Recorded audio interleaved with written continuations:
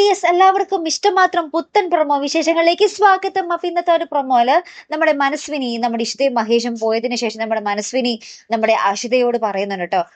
അവൻ കളിച്ച പൊട്ടങ്ങളെയും തമാശയൊക്കെ ഞാൻ മനസ്സിൽ കൊണ്ടുവന്നാണ് നീ വിചാരിച്ചിരിക്കുന്നത്. അവൻ ഞങ്ങളെ പൊട്ടന്മാരാക്കിയായിരുന്നു എന്ന് എനിക്ക് അറിയാടി എന്നൊക്കെ പറഞ്ഞിട്ട് അവർക്കിട്ടുള്ളത് ഞാൻ വെച്ചിട്ടുണ്ടടി എന്നൊക്കെ പറഞ്ഞിട്ട് നമ്മുടെ അഷിതയുടെ അടുത്ത് നമ്മുടെ മനസ്വിനി പറയുന്നുണ്ട്. അപ്പൊ അഷിത ഇങ്ങനെ ഭയങ്കര സങ്കടത്തിലാട്ടോ.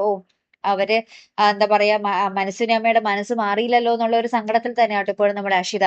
അപ്പുറത്താണെങ്കിൽ നമ്മുടെ എന്താ പറയാ വിനോദ് വന്ന് നമ്മുടെ ഇഷിതയെ കാണുന്നുണ്ട്. എന്നിട്ട് ഇഷിതയോട് ഇങ്ങനെ പറയുന്നുണ്ട്, ഞാൻ മഹേഷിന്റെ അനിയനാണ്, ചേട്ടനെ എപ്പോഴും ജീവന് തുല്യം സ്നേഹിക്കുന്ന ആ ഒരു അനിയനാണ് ഞാൻ എന്നുള്ള ഒരു കാര്യം നമ്മുടെ ഇഷിതയുടെ അടുത്ത് ഇങ്ങനെ വിനോദ് തുറന്നു പറയുന്നുണ്ട്.